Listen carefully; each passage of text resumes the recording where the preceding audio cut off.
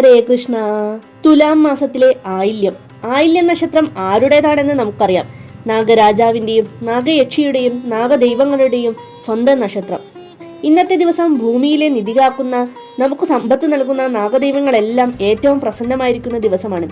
ഈ പുണ്യദിനത്തിൽ 11 പ്രത്യേക നക്ഷത്ര ജാതകർക്ക് രാജയോഗമല്ല, രാജരാജയോഗമാണ് തെളിയാൻ പോകുന്നത്. ആ 11 നക്ഷത്രക്കാരിൽ ആദ്യം പറയേണ്ടത് ആയില്യം നക്ഷത്രക്കാരെ കുറിച്ച് തന്നെയാണ്. ഇന്ന് നിങ്ങളുടെ സ്വന്തം ദിവസമാണ്.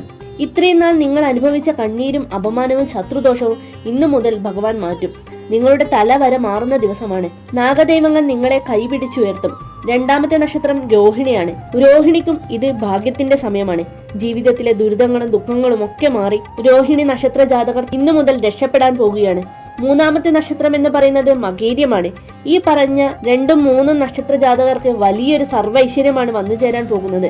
ഈ 2 നക്ഷത്രങ്ങളും ജ്യോതിഷത്തിൽ സർപ്പയോനി നക്ഷത്രങ്ങളാണ്. അതായത് നഖങ്ങളുമായി ജന്മനാ ബന്ധമുള്ളവർ.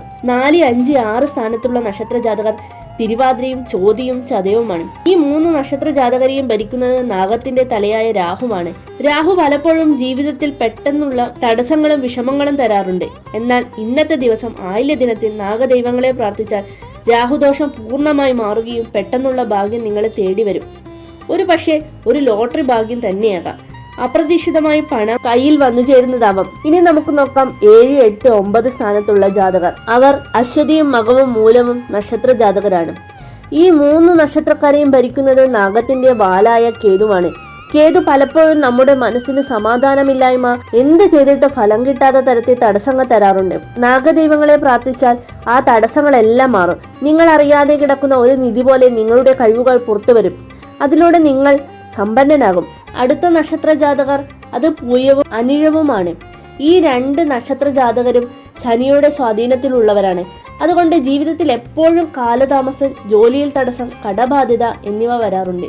ശനിദോഷം മാറ്റാൻ ഏറ്റവും നല്ല മരുന്നാണ് നാഗദൈവങ്ങളെ പ്രാർത്ഥിക്കുന്നത്. ഈ 11 നക്ഷത്ര ജാതകർ ആയില്യം നാളിൽ ചെയ്യേണ്ട ഒരേ ഒരു കാര്യം, ഈ ദിവസം അടുത്തുള്ള നാഗക്ഷേത്രത്തിലോ സർപ്പക്കാവിലോ പോകുക. നാഗരാജാവിനും നാഗയക്ഷിക്കും 100 പാലും എന്ന വഴിപാട് കഴിക്കുക. ഇതാണ് ഏറ്റവും പ്രധാനം. നിങ്ങളുടെ എല്ലാ ദോഷങ്ങളും ആ പാലിൽ അലിഞ്ഞു പോകും. അതോടൊപ്പം മഞ്ഞൾപ്പൊടി സമർപ്പിക്കുന്നതും അത്യുത്തമമാണ്. ഇനി ക്ഷേത്രത്തിൽ പോകാൻ സാധിക്കാത്തവരാണെങ്കിൽ വീട്ടിൽ സന്ധ്യയ്ക്ക് വിളക്ക് കൊളുത്തി കിഴക്കോട്ട് തിരിഞ്ഞിരുന്ന് നാഗരാജാവിനെ മനസ്സിൽ ധ്യാനിച്ച് ഓം നാഗരാജായ നമഃ എന്ന മന്ത്രം 108 തവണ ജപിക്കുക. നിങ്ങളുടെ എല്ലാ കഷ്ടപ്പാടുകളും മാറി അതിസമ്പന്നനാകാൻ അനുഗ്രഹിക്കണേ എന്ന് പ്രാർത്ഥിക്കുക. തീർച്ചയായും നിങ്ങൾക്കൊരു വലിയ ഭാഗ്യം, ഒരു വലിയ നേട്ടം നിങ്ങളെ തേടി വരും. എല്ലാവരും സർവേശ്വരൻ അനുഗ്രഹിക്കട്ടെ. വീഡിയോ ഇഷ്ടമായ ലൈക്ക് ചെയ്യാനും ചാനൽ ഫോളോ ചെയ്യാനും മറക്കരുതേ.